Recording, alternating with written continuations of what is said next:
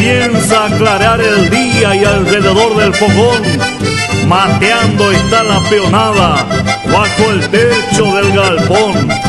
¿Cómo olvidar esos días de tierras y marcación?